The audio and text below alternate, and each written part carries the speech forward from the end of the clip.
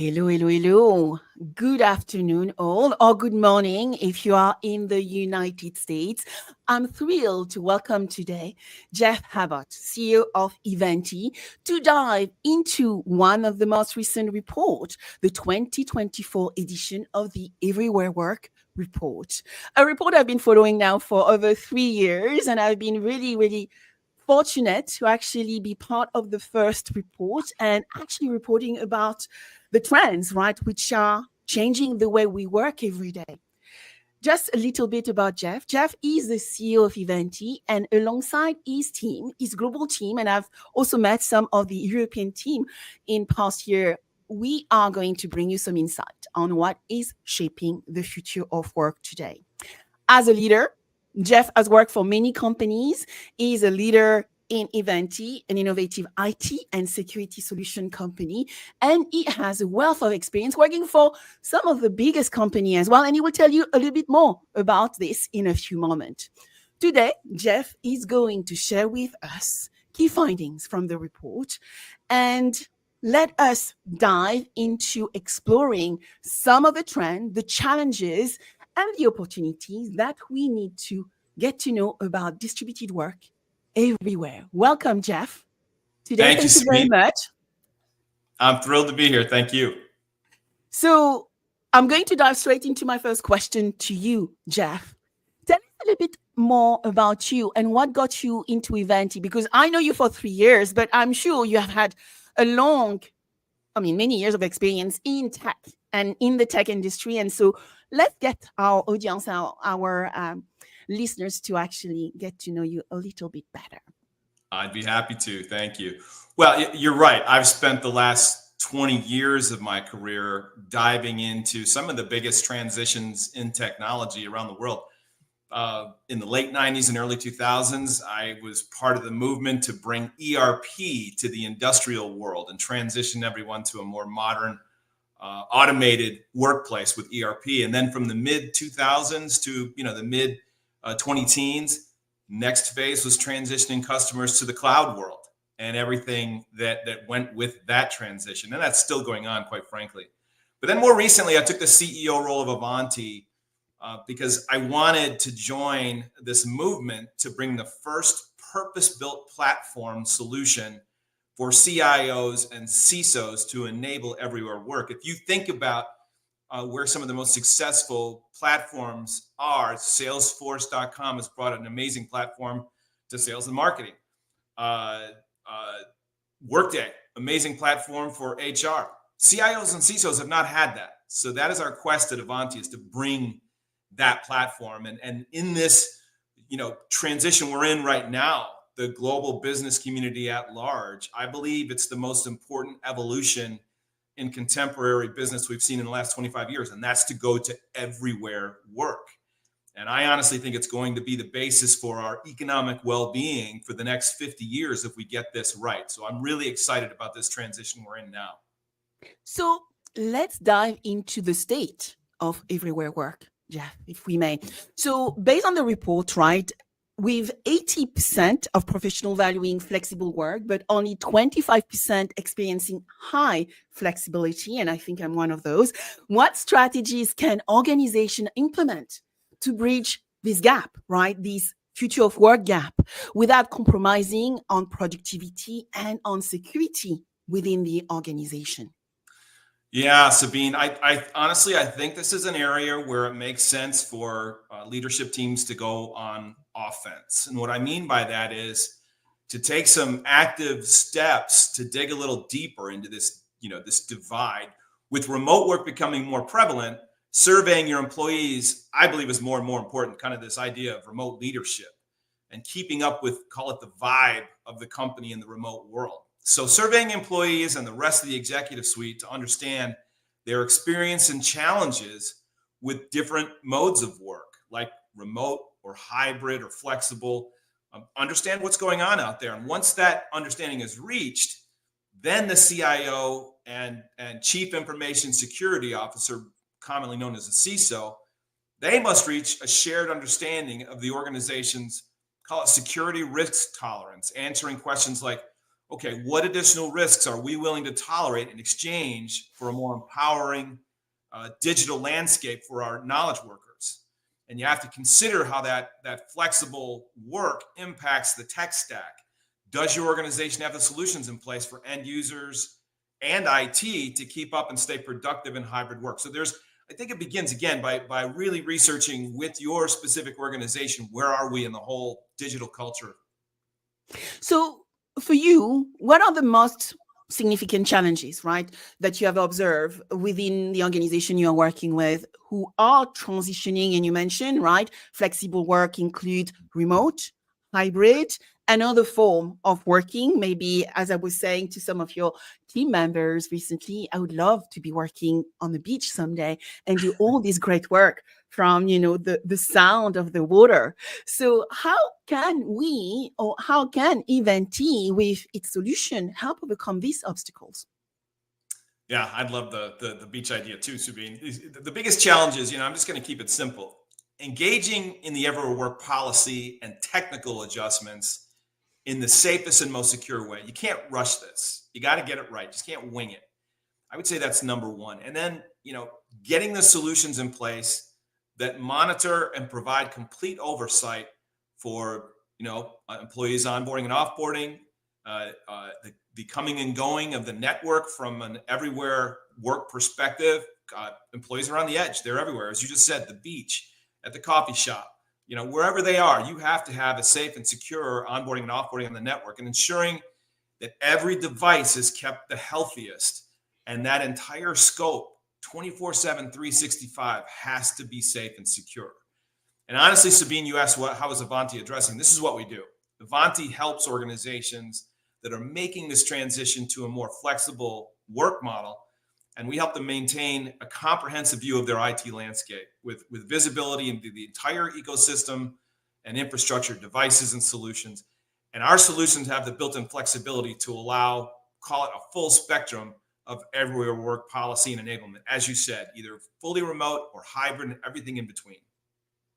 You see, what I've seen, even in my organization, Jeff, is I've had as an adaptive leader to actually help my team to really understand what security means in different ways, and how, hackers are potentially able or willing, or how they are trying to enter the organization through, phishing, emails, and other forms of activities, which through education, we can actually help them understand that they just need to be aware, because the error usually doesn't come from the technology. I often hear it comes from the human. So I would love to dive into the leadership perception and the employee reality with you. And that actually, based on the report, right, there seems to be a disconnect between the leadership and the employee's reality regarding remote work and remote work tools. And we, as leaders, need to make sure we give the right tool to our employees so that they can do the right work. How can organizations better align their perspective to improve everywhere work experiences for employees, for leaders, and eliminating also, I think I read in the report, resignation and burnout? Yeah, no question. And going back to your first point, Sabine, the threats from bad actors or cyber terrorists is as bad as it's ever been. It's getting worse, to your point. And it is I think the difference is these days it's a persistent threat. They don't just come and knock on the door and try and get those phishing campaigns here or there. It's a campaign. It is nonstop. So the vigilance is so important, to your point. And you're right. The survey revealed that over 90% of leaders we surveyed say that employees have the tools to be productive in a remote or hybrid work environment. But those employees, the leadership believes it's 90%. Those employees, just 57% say they need better tools and better access, and don't have the smoothest experience from a digital culture perspective. So what we're observing is that IT teams aren't fully bought into the value of what we call DEX, or the digital experience platform. And I think, like any new solution area that has great promise, there's always first a sort of a show me attitude, as in, let's see the value of it. So IT teams are less likely than leadership to say improving the digital employee experience, again known as DEX, positively affects productivity and retention and satisfaction. And additionally, those IT professionals don't always get to experience the benefits of the digital employee experience that they actually help power. And as a result, to your point, they don't buy into it. And simply because they haven't had a positive experience themselves. So when you think about that, then applying the promise of DEX should really start with IT, because they're the ones enabling it. They are the the enablers of digital transformation in the contemporary work world. And your final point was also correct. They are feeling burnout due to the high ticket volumes and demands placed on them, again, in the everywhere work world. So when a new project like DEX is suggested, it can be difficult to respond if you're in IT with anything but cynicism. So, this is a point with which I think both the CIO and the CISO have to lock arms and enable IT to understand how they can truly impact productivity with the DEX platform, just by having transparency and visibility across the landscape of the company and understanding where there is sand in the gears, where is the productivity not where it should be and could be better. I think that puts them in a much more powerful position. But this starts with first enabling the IT teams with their own understanding of what the digital culture looks like in an organization. It's interesting that 60% of employees feel that they don't have the right tools to do their work, though, right?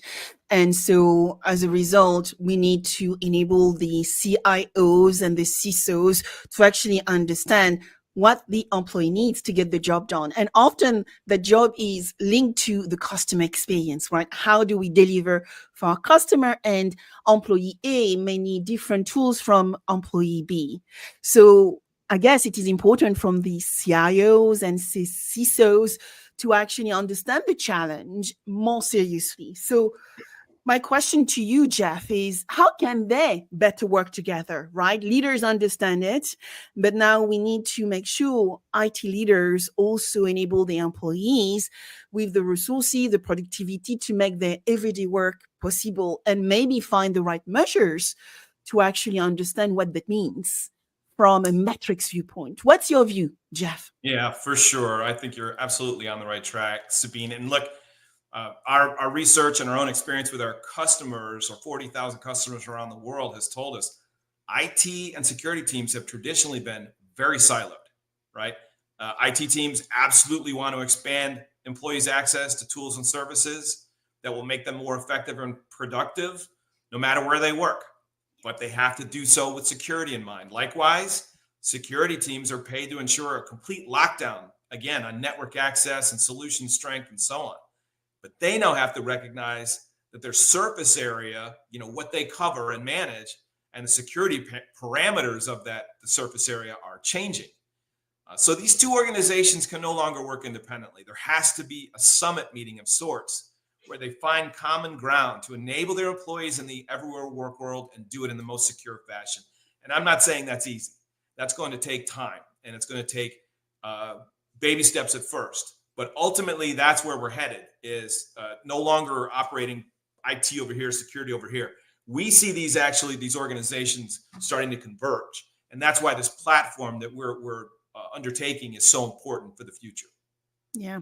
So you mentioned DEP, right? The digital employee platform, and DEX, the digital employee experience. Yeah. So before going into those two concepts, I would like to actually go into, the technology of the year, artificial intelligence, automation, augmentation, and extension of our work with those great tools, so much excitement around AI today.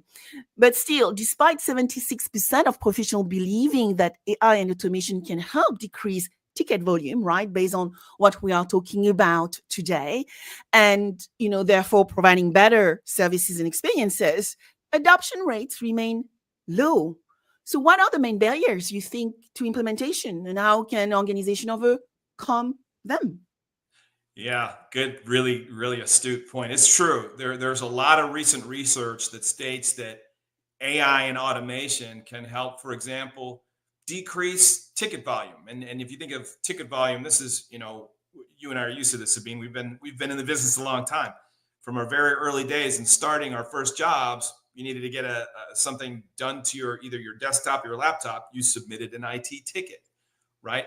So now what we're seeing is that if you apply AI to ticketing systems, it would suggest at least that is the results are uneven at best. And what we're seeing customers do to get started is leveraging what they're already pretty good at to try AI. And again, starting with ticketing, we're engaging our internal customers in the fastest, most efficient, intelligent way with AI, with ticketing systems. That's learning what are the most common tickets submitted. How can we automate that? How can we make that a better experience? So that's where we've started at Ivanti as well. Ivanti Neurons for IT Service Management automates workflows, eliminating manual processes, and making business more efficient and more compliant and more secure with security.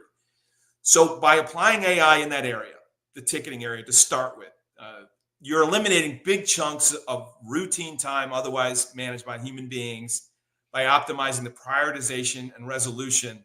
And that gives IT teams back big parts of their day to focus on strategic project work, like, again, improving the solution landscape and creating a better digital culture.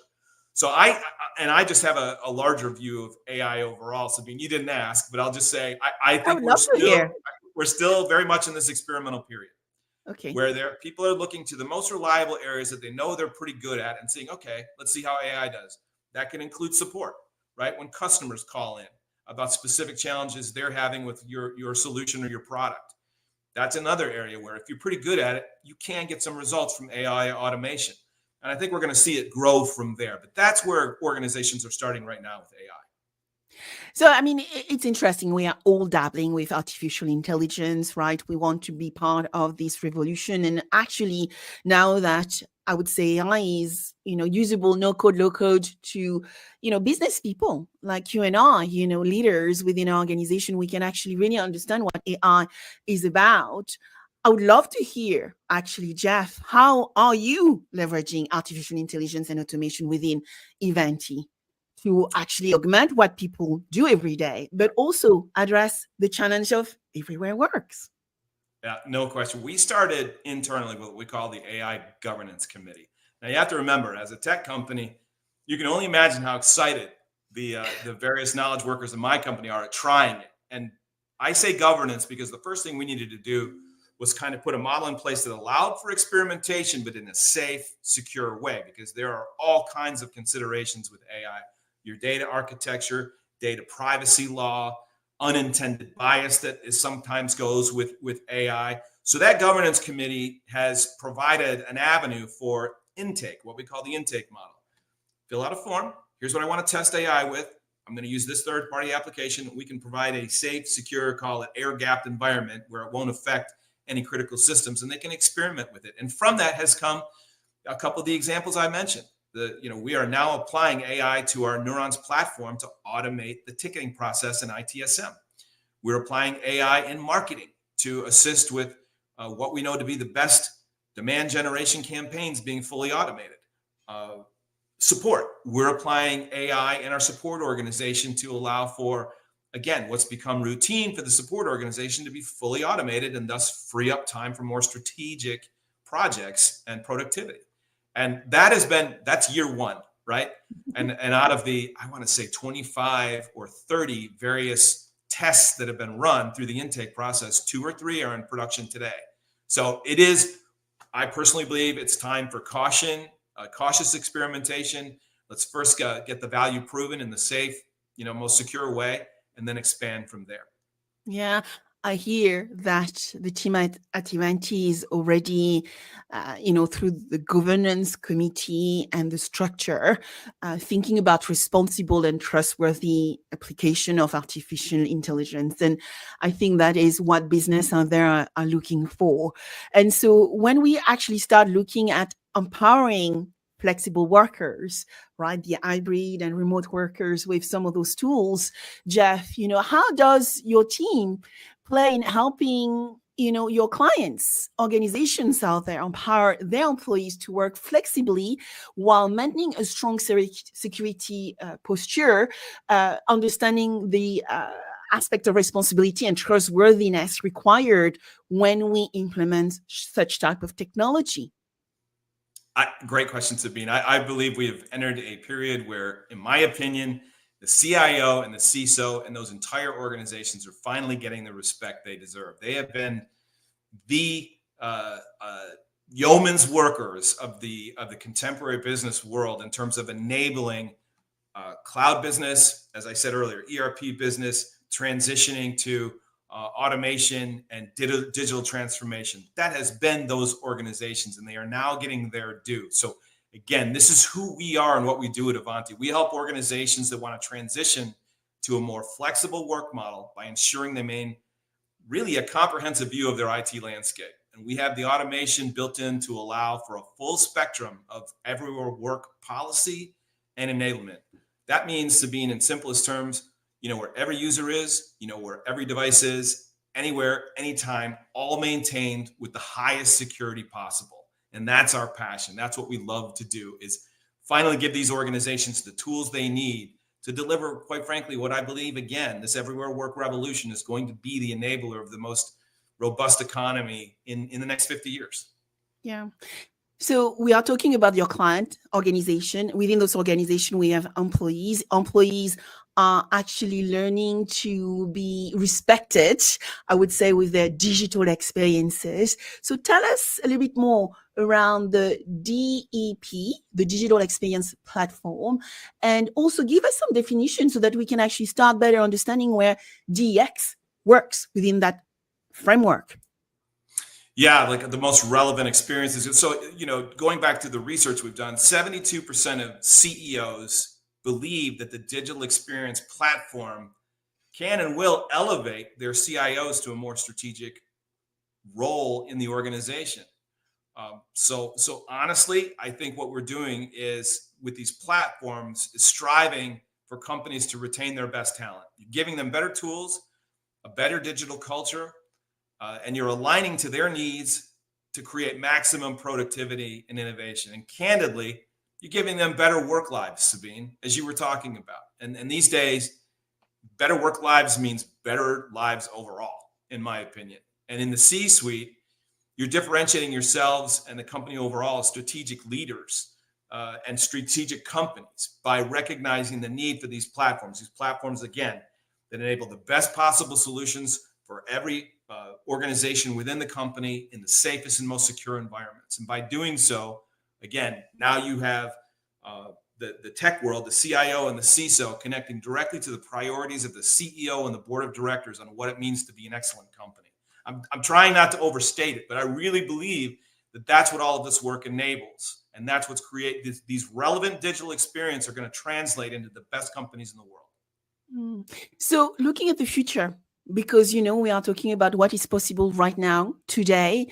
So organization can embrace flexible work, hybrid remote work.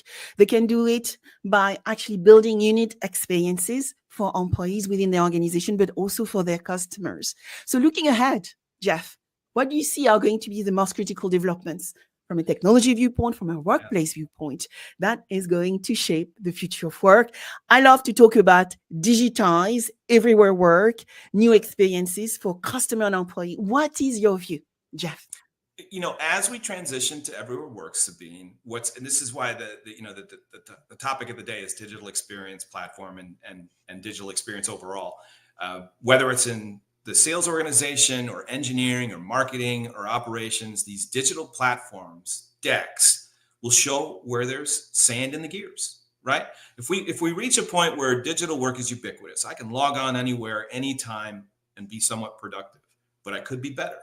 DEX is going to zero in on where could we be better. It's going to point out to you, where is the experience not where it could be, or maybe not what best or world class is. And knowing those spots is power. It allows for a more impactful prioritization of improvement projects, because you look at the trends and you can pick any of the analyst reports and they all say the same thing. The money is going to continue to go into IT. It's going to continue to go into automation and AI, as you said earlier, and so on. And honestly, Sabine, thinking, about yesteryear, this is something that traditionally your management consultants would come in and they'd run a 6-month assessment at great expense. And then they would often hand over their conclusions about, hey, how good is the technical landscape at my company? They'd hand that straight to the CEO without any context. And that's a first-class way to piss off the CIO. Forgive my language, right? Yeah, yeah. So they were always fighting from their heels. Well, I say bye-bye to those consultants. Once DEX has been applied and reaches a steady state, and it's not there yet, but once it does, CIOs will have the power to monitor in real time the comprehensive pulse of the IT landscape and the digital culture of the company. And that frees up the IT organizations to work on the high value work and innovation. And with self-healing solutions, DEX can proactively address technical issues before they affect the team, eliminating whole swaths of risks by making sure that on an automated basis, every device that's on the network is kept at the healthiest state. Employees are not where they shouldn't be. They're within only the digital confines of the organization, right? And this overall reduces the burden of routine and repetitive tasks that IT has had to do for so many years and creates more time for them to evolve their skills and train for more demanding projects. And that is the future of IT and security. Far more strategic roles. And again, as I said, that's being recognized by the C-suite and the board of directors. Yeah. In times where there is a major talent gap, at least in my industry, we have a talent gap. And, Gen Z want to have access to specific technology, and they want to enter industry which are going to enable them to access that technology. I think being able to see the ability of DEP to allow organization to control their technology estate, but still allow young people to get access to the tools they want, to be on the edge and actually be relevant in the digital age is so important, and potentially can help organizations to win talent over others. What's your view? I couldn't agree more. I think if you put all this together, it's something that the companies that become very good at, and it becomes a core competence, are going to be those that are maintaining best talent. And Sabine, you and I have talked about this before. Early in our careers, when we were interviewing for our first jobs, we never would have asked about the digital landscape of the company. Today's new applicants, this next generation of business worker, knowledge worker, is asking. They're asking, can you describe the digital landscape to me? What's the digital culture like? Those are routinely asked questions. So now it's being forced upon us just to keep best talent and to attract young, really good, young, aggressive talent. You have to address this challenge. You have to get really, really good at it. It has to become a competence, to your point. It is the next major strategic differentiator in the market. So my last question to you, Jeff, you are the CEO of Ivanti, but you are a father, I believe, of a daughter and twins as well. Mm-hmm. Tell us, how do you apply everywhere work in your life? Well, my board of directors is my wife of 27 years, Jacqueline, and she keeps me on the rails for my digital experience, which means since I am fully remote as a CEO, you're in my home office. We have set some barriers on when is work time and when is not. And she's learned to be flexible with me, but I've learned to know when to walk away too. And I'm sure you have the same challenge sometimes. But you're right. I am the very proud father of a twin boy and girl. My oldest daughter actually just graduated from the University of West London. Very proud of her. My son is a senior at the University of Tennessee, and then my youngest daughter is also a junior at the University of Tennessee, my alma mater. So I'm a proud dad that actually is working with the digital platform to maintain relationships with my kids even when they're far away. And that's one advantage of DEX right there is how we can stay close even when we're remote. It's superb to hear that actually your children also, I guess, if I may say, keep you honest. And I will say thank you to Jacqueline for accepting for you to give me some time today. Well, Jeff, thank you so much for joining me on this conversation today. So much to learn from Ivanti and from also Everywhere Work, but also from the DEP platform and also from the DX report, which I think will come out soon in September. So thank you. It's been my honor, Sabine, as always. It's an exciting topic, and you can tell I have passion. I know you do too. So thank you very much for having me. My pleasure.